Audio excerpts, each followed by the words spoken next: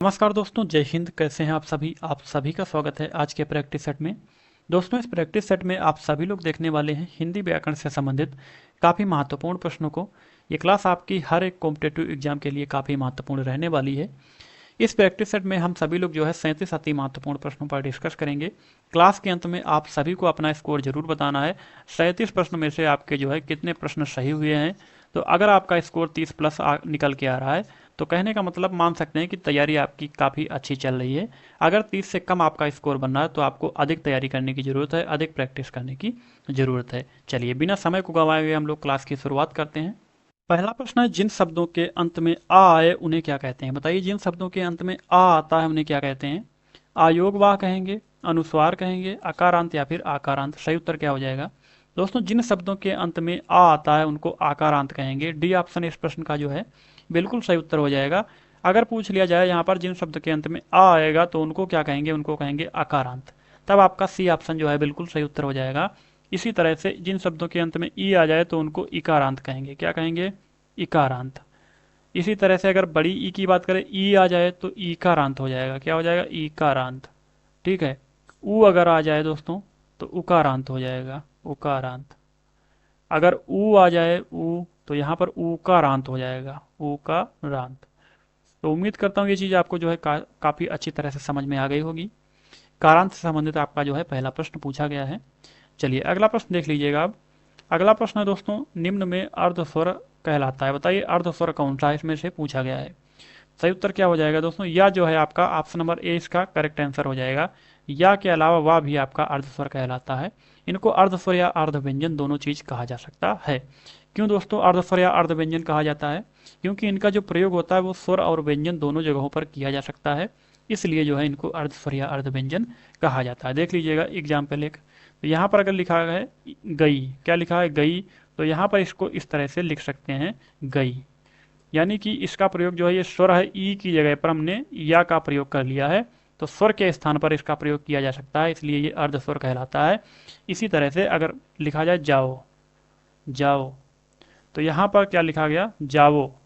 तो ओ के स्थान पर यहाँ पर वा का प्रयोग यहाँ पर किया जा सकता है, इसलिए ये दोनों जो है अर्धस्वर या अर्धव्यंजन कहलाते हैं।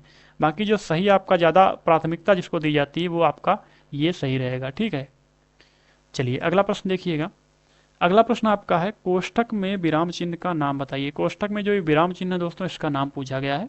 क्या नाम है बताना है आपको। योजना विराम चिन्ह है ये, अल्प विराम चिन्ह है, अर्ध विराम या फिर निर्देशक चिन्ह? सही उत्तर क्या हो जाएगा? ये दोस्तों अल्प विराम चिन्ह होता है। ऑप्शन नंबर सी इसका सही उत्तर हो जाएगा। सॉरी, अर्ध विराम है ये। ठीक है, अर्ध विराम ये चिन्ह है, अल्प विराम इस तरह से आपका होता है। तो अगला प्रश्न देख लीजिएगा। ऑप्शन नंबर सी इसका सही उत्तर आपका हो जाएगा। अगला प्रश्न है, इनमें से एक शब्द की वर्तनी अशुद्ध है, बताइए वह कौन है? वर्तनी जिसकी अशुद्ध है वो कौन है? तो द्वारिका, अहल्या, आर्द या फिर प्रव्रज्या? क्या सही उत्तर हो जाएगा दोस्तों इसका? जिसकी वर्तनी अशुद्ध है वो है द्वारिका। ऑप्शन नंबर ए इसका सही उत्तर आपका जो है हो जाएगा। द्वारिका इस तरह से नहीं, द्वारिका इस तरह से लिखा जाता है ये। ठीक है, ये आपका सही होता है, ये आपका जो है गलत होता है। तो ऑप्शन नंबर ए इसका सही उत्तर हो जाएगा। अगला प्रश्न है, गरीबों की सहायता करो। इस वाक्य में गरीब शब्द क्या है? बताइए इस वाक्य में गरीब शब्द क्या है? विशेषण है, विशेष है, जातिवाचक संज्ञा, भाववाचक संज्ञा? सही उत्तर क्या हो जाएगा दोस्तों? ये जो गरीब है ये आपका हो जाएगा जातिवाचक संज्ञा। ऑप्शन नंबर सी इसका जो है बिल्कुल सही उत्तर हो जाएगा। क्या है? जातिवाचक संज्ञा है। जब वो शब्द जो है जो पूरे समुदाय का बोध कराते हैं वो जातिवाचक संज्ञा के अंतर्गत आते हैं।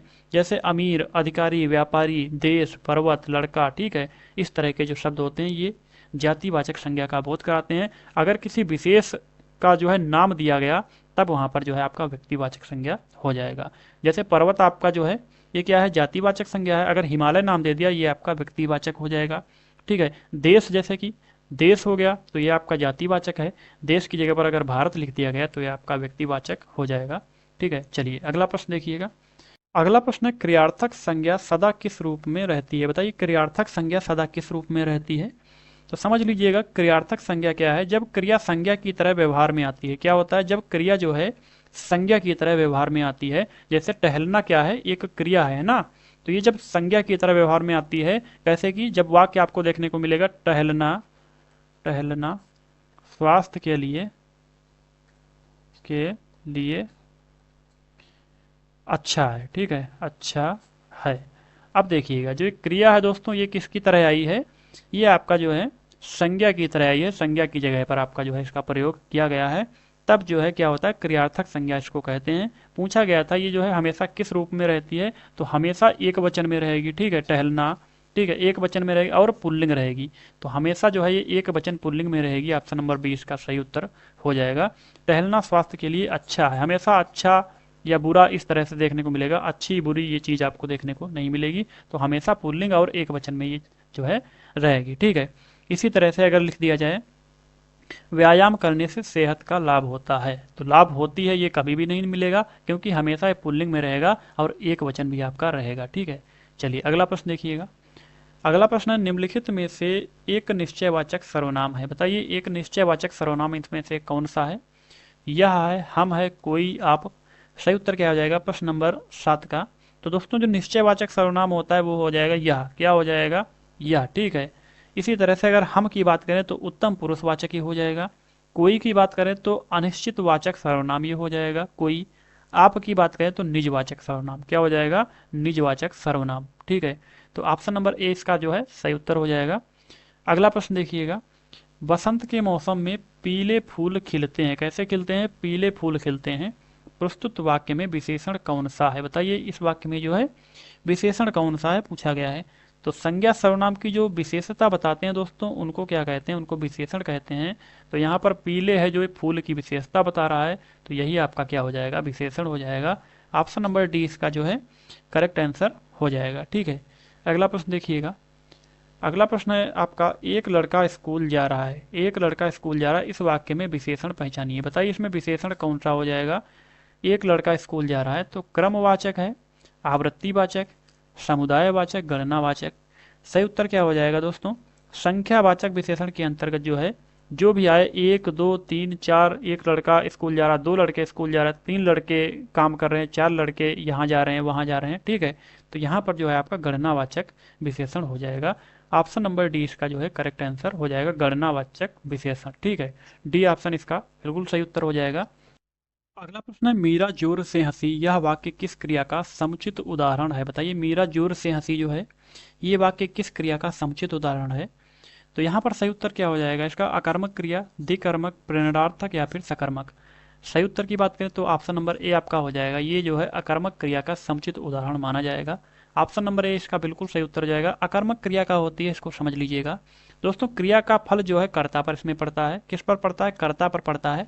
कर्म का हमेशा इसमें अभाव रहता है, ये चीज़ आप लोग जो है नोट कर लीजिएगा। किसका अभाव रहता है, कर्म का अभाव रहता है। और जो है क्या होता है, कर्म की इसमें आवश्यकता नहीं होती है, तो यहाँ पर अकर्मक क्रिया आपका हो जाएगा। जैसे कि अगर कहा जाए वह भागता है, क्या कहा जाए, वह भागता है, वह सोता है, वह रोता है, ठीक है, स्वर्ण चमकता है, तो यहाँ पर जो है कर्म का अभाव रहता है। जैसे कि लिख दिया जाए वह पढ़ता है, तो वह क्या पढ़ता है, तो ये आपका सकर्मक क्रिया हो जाएगा।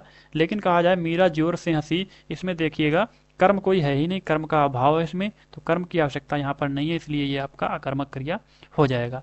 वह सोता है, क्या हो, वह सोता है, तो इसमें आप लोग कर्म पहले ढूंढिएगा, कर्म कुछ है ही नहीं, है ना। तो कर्म है नहीं, तो यहाँ पर आपका क्या हो जाएगा, अकर्मक क्रिया ये हो जाएगा, ठीक है। जहाँ पर कर्म होगा तो वहाँ पर जो है सकर्मक क्रिया आपका होगा। चलिए अगला प्रश्न देखिएगा। जब कर्ता एक क्रिया समाप्त कर उसी क्षण दूसरी क्रिया में प्रवृत्त होता है तब पहली क्रिया क्या कहलाती है, बताइए तब पहली क्रिया क्या कहलाती है दोस्तों। प्रश्न नंबर 11 बिल्कुल जो है काफी महत्वपूर्ण प्रश्न आपका है। जब कर्ता एक क्रिया समाप्त कर उसी क्षण जो है तुरंत कोई दूसरा काम करने लगता है तो पहले वाला जो क्रिया थी वो क्या कहलाती है, बताइए वो क्या कहलाती है। सहायक क्रिया कहलाती है, नामबोधक क्रिया, पूर्वकालिक या फिर भूतकालिक। सही उत्तर आपका ऑप्शन नंबर सी हो जाएगा, नोट कर लीजिएगा, ठीक है। क्या कहलाएगी, तो पूर्वकालिक क्रिया कहलाएगी। जैसे एग्जाम्पल अगर हम लोग लें तो वह नहाकर भोजन किया, उसने नहाकर भोजन किया, तो नहाकर क्या किया, तुरंत भोजन किया, तो नहाना इसमें क्या हो जाएगा, पूर्वकालिक क्रिया जो है हो जाएगी, ठीक है। चलिए अगला प्रश्न देख लीजिएगा। प्रश्न है आपका, सजना है मुझे सजना के लिए, इस वाक्य में कौन सा अलंकार है, बताइए कौन सा अलंकार है दोस्तों इस वाक्य में। तो जहां पर जो है एक शब्द दो या दो से अधिक बार आए और उसका अर्थ जो है हर बार अलग हो, क्या हो, हर बार अर्थ अलग हो। जैसे कि यहाँ पर सजना जो है ये सजावट है, यानी कि स्वयं का जो है जो औरतें जो है श्रृंगार करती हैं, तो उसका जो है यहाँ पर नाम दिया गया सजना। सजना है मुझे सजना के लिए, यहाँ पर सजना जो है पति को संबोधित किया गया है सजना के रूप में, ठीक है। तो यहाँ पर दोनों बार जो है इसका अर्थ जो है वो अलग आया है। यहाँ पर क्या है, श्रृंगार करना, यहाँ पर सजना का अर्थ पति है। तो जब यहाँ पर कोई शब्द जो है दो या दो से अधिक बार आएगा और उसका अर्थ जो है वो अलग अलग होगा, तो वहां पर आपका यमक अलंकार होता है। ऑप्शन नंबर सी इसका करेक्ट आंसर हो जाएगा, ठीक है। सी ऑप्शन इसका बिल्कुल सही उत्तर हो जाएगा।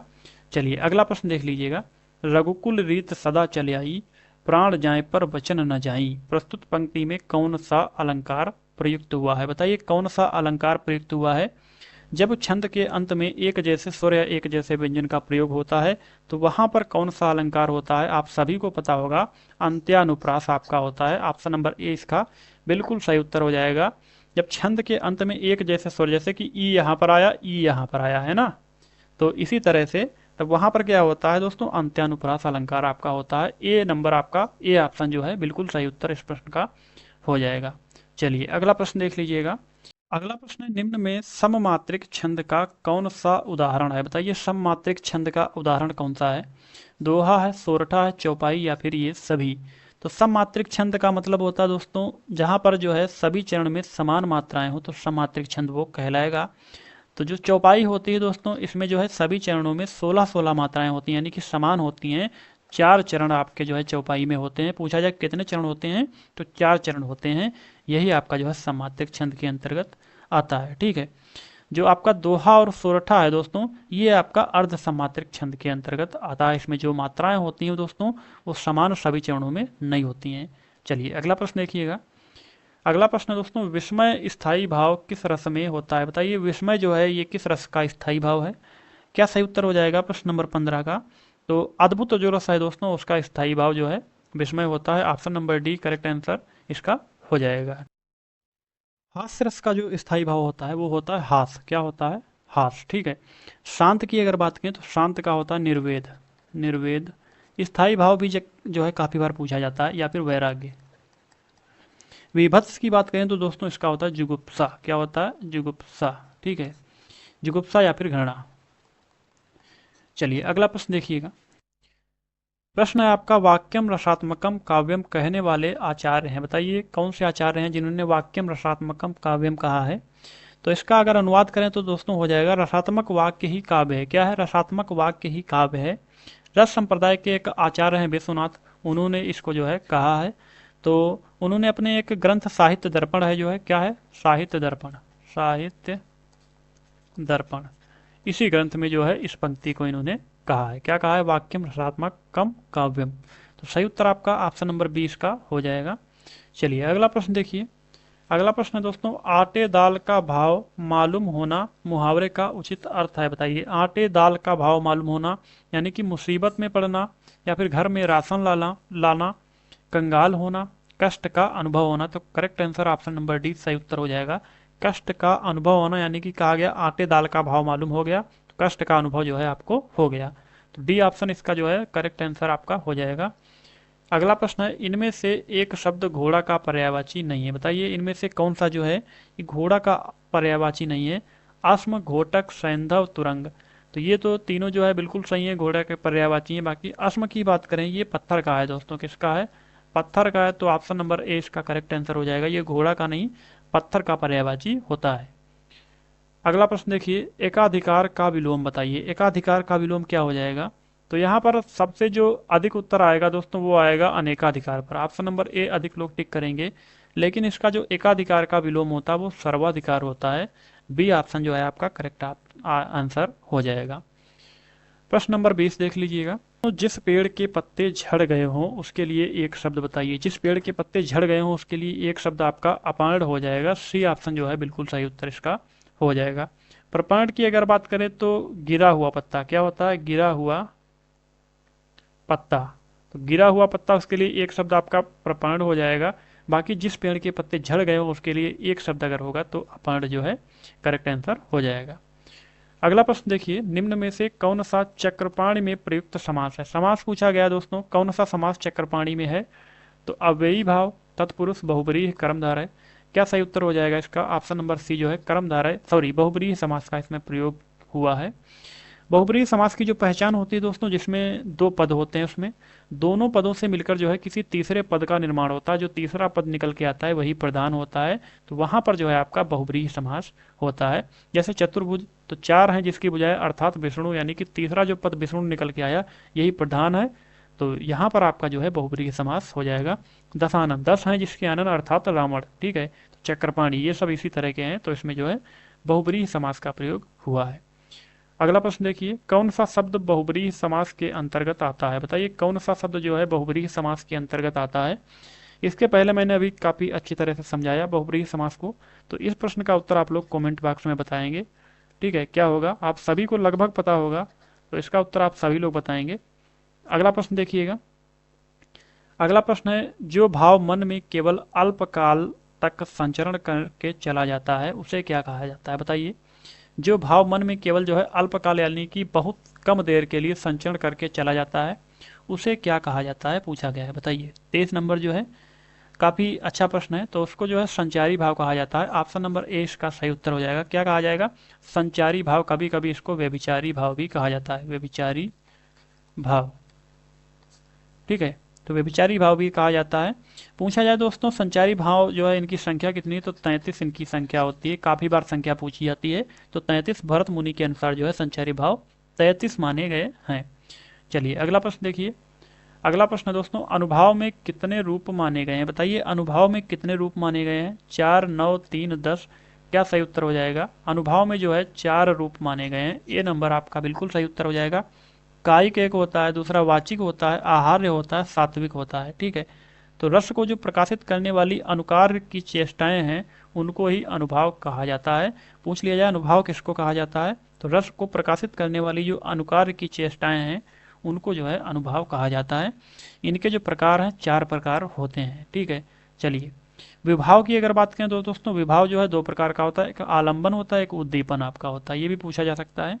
तो अगला प्रश्न देखिएगा, वैदिकी हिंसा हिंसा न भवति, ठीक है, क्या हो जाएगा? वैदिकी हिंसा हिंसा न भवति नाटक के शीर्षक को पूरा करें। ये एक नाटक है दोस्तों, अगर आपने हमारी नाटक की क्लास देखी होगी तो यहाँ पर आपको काफी अच्छी तरह से इस प्रश्न का उत्तर पता होगा, ठीक है। तो बताया गया यहाँ पर जो है खाली जगह को भरें, तो एक नाटक है दोस्तों वैदिकी हिंसा हिंसा न भवति, ये नाटक है, तो यहाँ पर क्या आएगा? हिंसा आएगा, ठीक है। डी नंबर आपका बिल्कुल सही उत्तर हो जाएगा प्रश्न नंबर 25 का। नाटक किसका है? तो भारतेंदु हरिश्चंद्र का नाटक है ये, भारतेंदु हरिश्चंद्र, ठीक है। ये क्लास आपकी व्याकरण है, जबकि हिंदी साहित्य का प्रश्न आपका जो है इसमें पूछा गया है, तो साहित्य भी आनी चाहिए, उससे भी एक कुछ प्रश्न आपके व्याकरण में पूछे जाते हैं कुछ इस तरह से। तो अगला प्रश्न देखिएगा, अगला प्रश्न है, यह जूते अच्छे हैं, यह वाक्य कहाँ पर गलत है? बताइए कहाँ पर अशुद्ध है? तो यह जूते अच्छे हैं, ठीक है, तो वाक्य आपको बहुवचन दिख रहा है, वाक्य बहुवचन है ना, तो जब बहुवचन वाक्य होगा तो उसमें सर्वनाम जो होगा वो भी दोस्तों बहुवचन होगा। यह एक वचन होता है, इसका बहुवचन ये होता है, क्या होता है? ये, तो यहाँ पर जो है यह की गलती है, तो ऑप्शन नंबर ए इसका सही उत्तर हो जाएगा। कहाँ पर अशुद्धि है? तो यह जो है यहीं पर अशुद्धि है, तो क्या हो जाएगा? ये जूते अच्छे हैं, तो ऑप्शन नंबर ए जो है बिल्कुल सही उत्तर हो जाएगा। अगला प्रश्न देख लीजिएगा, प्रश्न नंबर 27, निम्नलिखित में से अशुद्ध वाक्य को छांटिए। बताइए अशुद्ध वाक्य को इसमें से छांटना है, क्या सही उत्तर हो जाएगा दोस्तों? कृष्ण के अनेकों नाम हैं, पुस्तक बहुत ही उपयोगी होती है, शोभना बहुत मीठा गाती है, मैं अभ्यास कर रहा हूं, तो ये तीनों सही है दोस्तों। आपका ऑप्शन नंबर ए ही गलत है, कृष्ण के अनेकों नाम हैं, अनेक अपने आप में खुद बहुवचन है, तो इसका बहुवचन नहीं बनाया जाता है, अनेकों नहीं होगा, ठीक है। तो कृष्ण जी के अनेक नाम है, इस तरह से अगर लिखा जाए तो ये आपका जो है बिल्कुल सही वाक्य हो जाएगा। तो अशुद्ध वाक्य है जो ऑप्शन नंबर ए आपका हो जाएगा। चलिए अगला प्रश्न देखिएगा, प्रश्न है आपका, तर्क के द्वारा जो माना गया हो वाक्यांश के लिए एक शब्द निम्नलिखित में से कौन सा है? बताइएगा वाक्यांश के लिए एक शब्द निम्नलिखित में से कौन सा है? सही उत्तर क्या हो जाएगा? तो तर्क सम्मत हो जाएगा, तर्क संगत, तकावी या फिर तटस्थ। तो जो तर्क के द्वारा माना गया हो दोस्तों उसके लिए एक जो वाक्य होगा, सॉरी एक जो शब्द होगा आपका वो तर्क सम्मत हो जाएगा। ऑप्शन नंबर ए इसका सही उत्तर हो जाएगा, ठीक है। तर्क संगत की बात करें तो तर्क के आधार पर जो सही सिद्ध हो उसको क्या कहेंगे? तर्क संगत, तर्क के आधार पर सही सिद्ध हो, सही सिद्ध हो, ठीक है, उसके लिए एक शब्द आपका तर्क संगत हो जाएगा। इसी तरह से अगर तटस्थ की बात करें दोस्तों तो तटस्थ जो होता है वो होता है किसी भी पक्ष का समर्थन न करना, किसी भी पक्ष का समर्थन न करने वाला, न करने वाला, वो क्या होगा, उसके लिए एक शब्द होगा आपका तटस्थ। ठीक है, तकावी की बात करें तो जो है किसानों को जो सरकार द्वारा ऋण दिया जाता है तो वो तकावी कहलाता है। ठीक है, अगला प्रश्न देखिए। अगला प्रश्न धार्मिक में प्रत्यय है, बताइए धार्मिक में प्रत्यय कौन सा है दोस्तों। तो धार्मिक में जो प्रत्यय हो जाएगा आपका प्रश्न नंबर 29 है। ठीक है, तो इसमें धर्म प्लस एक, मूल शब्द क्या है, धर्म, प्रत्यय है एक। अगर पूछा जाता मूल शब्द कौन सा है तो धर्म आपका जो है मूल शब्द हो जाएगा। प्रत्यय पूछा गया तो प्रत्यय आपका एक, यानी कि ऑप्शन नंबर सी जो है सही उत्तर हो जाएगा। ठीक है, बाकी प्रामाणिक शब्द के मूल शब्द और प्रत्यय का सही अलगाव है, बताइए प्रामाणिक शब्द में जो है मूल शब्द और प्रत्यय क्या होगा। प्रमाण प्लस एक, प्रा प्लस माणिक, प्रमाण प्लस एक, प्रमा प्लस आणिक, सही उत्तर क्या हो जाएगा दोस्तों। प्रमाणिक जो होता है उसको प्रमाण प्लस एक कहा जाएगा, तो प्रमाण प्लस एक यानी कि ऑप्शन नंबर सी इसका सही उत्तर हो जाएगा। ठीक है, अगला प्रश्न देखिएगा, प्रश्न नंबर 31। तो सूचिका का तद्भव शब्द है, बताइए सूचिका का तद्भव, तद्भव शब्द है दोस्तों। तद्भव यानी कि सूचिका जो है ये संस्कृत का शब्द है, तो तद्भव जो है पूछा गया है। तो सूचना, सुई, क्रम, संख्या, इनमें से कोई नहीं। तो सूचिका का जो तद्भव होता है वो सुई होता है, याद कर लीजिएगा दोस्तों। सूचिका का जो तद्भव है वो सुई आपका होगा। बी नंबर आपका बिल्कुल करेक्ट आंसर इस प्रश्न का हो जाएगा। अगला प्रश्न देखिए, उससे अच्छे तो आप हैं, इसमें कौन सा कारक है, बताइए कौन सा कारक है दोस्तों। उससे अच्छे तो आप हैं, प्रश्न नंबर 32 में। तो सही उत्तर क्या हो जाएगा, अधिकरण कारक, करण, अपादान या फिर संबोधन। तो अपादान कारक इसमें हो जाएगा। अपादान क्या होता है, संज्ञा के जिस रूप से तुलना क्या हो, तुलना हो, समानता हो, समानता हो या फिर अलगाव हो, क्या हो, अलगाव हो, इसमें कारक चिन्ह जो है से आपको अधिकतर देखने को मिलेगा। ठीक है, तो यहाँ पर जो है आपका अपादान कारक हो जाएगा। तो यहाँ पर क्या होता, तुलना का, समानता का, अलगाव का जब भाव प्रकट होता है तो वहाँ पर आपका अपादान कारक होगा। विभक्ति चिन्ह की बात करें तो से हो जाएगा। ठीक है, रोहित करण से अच्छा है, यहाँ पर क्या हुआ दोस्तों, तुलना की गई रोहित की करण से, तो यहाँ पर भी आपका अपादान कारक हो जाएगा। समानता की बात करें दोस्तों तो मेरा घर आपके घर से 5 किलोमीटर दूर है। ठीक है, तो यहाँ पर समानता हुई तो यहाँ पर क्या हो जाएगा, अपादान कारक हो जाएगा। अलगाव की बात करें तो वह जो है छत से गिर गया, यानी कि छत पर था वहां से गिर गया, तो से कारक चिन्ह जो है आपको देखने को मिला, सॉरी विभक्ति चिन्ह। तो यहाँ पर भी अलगाव हुआ, वह घर से बाहर गया, अभी तक घर में था अब बाहर चला गया, तो वहां पर क्या हो जाएगा, अलगाव हो गया। तो इन तीनों जो कंडीशन में आपका अपादान कारक होगा, option number C correct answer हो जाएगा। ठीक है, चलिए अगला प्रश्न देखिए। अगला प्रश्न है, राजा भिक्षु को दान देता है, क्या देता है, राजा भिक्षु को जो है दान देता है, इस वाक्य में कौन सा कारक है, बताइए कौन सा कारक है। कर्म कारक है, संप्रदान, अपादान या फिर करण, सही उत्तर क्या हो जाएगा। तो राजा भिक्षु को दान देता है, जब वाक्य में किसी के लिए कुछ किया जाए, किसी को कुछ दिया जाए तो वहां पर संप्रदान कारक होता है। बी ऑप्शन इसका जो है प्रश्न का सही उत्तर हो जाएगा। जैसे राजा सेवक को कंबल देता है, मैंने राधा के लिए कपड़े खरीदे, के लिए या को, यहाँ पर जो है विभक्ति चिन्ह आपका होता है, तो संप्रदान कारक हो जाएगा। ठीक है, अगला प्रश्न देख लीजिएगा, प्रश्न नंबर 34। आचार्य किशोरीदास वाजपेयी के मत से हिंदी में कितने कारक हैं, इनके मत से जो है हिंदी में कितने कारक हैं, तो 6 कारक हैं, ऑप्शन नंबर ए इसका करेक्ट आंसर हो जाएगा। सामान्य अगर पूछा जाए कारकों की संख्या तब आपका 8 रहेगा। ठीक है, 8 भी इसमें ऑप्शन नंबर बी में देखने को आपको मिला है, तो काफ़ी लोग जो है इसको टिक कर देंगे। जबकि आचार्य किशोरीदास वाजपेयी के मत से जो है हिंदी में 6 ही आपके कारक माने जाते हैं। ठीक है, 8 जो कारक हैं वो आपका नॉर्मल अगर पूछा जाए कारकों की संख्या तब आपका उत्तर रहेगा। अगला प्रश्न है दोस्तों, किन शब्दों से वचन की पहचान नहीं होती, बताइए किन से जो है वचन की पहचान नहीं होती है। संज्ञा से, तो संज्ञा से तो हम लोग वचन जान ही जाएंगे, एक वचन है या बहुवचन है। क्रिया विशेषण या फिर क्रिया या फिर विशेषण, तो क्रिया से भी हमको पता चल जाएगा एक वचन है या बहुवचन है।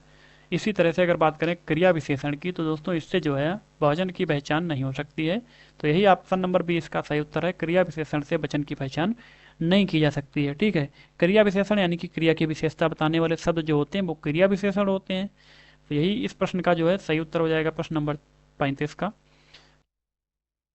अगला प्रश्न जो आपका है, ईकारांत संज्ञा शब्द को बहुवचन बनाते समय क्या किया जाता है, बताइए ईकारांत संज्ञा शब्द क्या होते हैं, आप सभी को पता होगा, सबसे पहले प्रश्न में इसका डिस्कस किया गया था। तो ईकारांत संज्ञा शब्द यानी कि जिसके अंत में बड़ी ई आए, तो यहाँ पर लिख सकते हैं हम लोग घड़ी। ठीक है, क्या लिख सकते हैं, घड़ी। तो यहाँ पर जो है इसका अगर बहुवचन बनाएंगे तो क्या करेंगे, सबसे पहले जो ई है, इसको हम लोग ह्रस्व करेंगे यानी कि छोटी ई कर लेंगे तो क्या कर देंगे घड़ी। ठीक है, फिर अंत में क्या कर देंगे या लगा देंगे या, तो ये इसका सही बहुवचन हो जाएगा। तो इसका जो सही उत्तर है दोस्तों, ई को क्या कर देंगे ह्रस्व कर देंगे, उसके बाद में अंतिम स्वर के बाद क्या कर देंगे या लगा देंगे, तो ये आपका जो है बहुवचन हो जाएगा। ऑप्शन नंबर सी इसका बिल्कुल सही उत्तर हो जाएगा। अंतिम स्वर के बाद या लगा देंगे, गलत हो जाएगा। अंतिम स्वर को हटाकर यहाँ लगा देंगे, ये भी गलत हो जाएगा। ठीक है, ई को ह्रस्व करके अंतिम स्वर के बाद आ लगा देंगे तो ये भी गलत होगा, आ नहीं या यहाँ पर लगाते हैं। ठीक है, तो ऑप्शन नंबर सी इसका बिल्कुल सही उत्तर हो जाएगा। अगला प्रश्न देखिएगा, संस्था शब्द का बहुवचन क्या है? बताइए संस्था शब्द का बहुवचन क्या है दोस्तों? ये आखिरी प्रश्न इस क्लास का आपका रहने वाला है और इसका उत्तर भी आप लोग कमेंट बॉक्स में ही बताएंगे। कुल जो है 2 प्रश्न आपके लिए मैंने दिए हैं। कितने प्रश्न हैं? तो 2 प्रश्न आपके हैं दोस्तों। इन प्रश्नों का उत्तर आप सभी लोग कमेंट बॉक्स में देंगे। तो कैसी लगी आज की क्लास, ये आप सभी लोग कमेंट में जरूर बताइएगा। जय हिंद, जय भारत।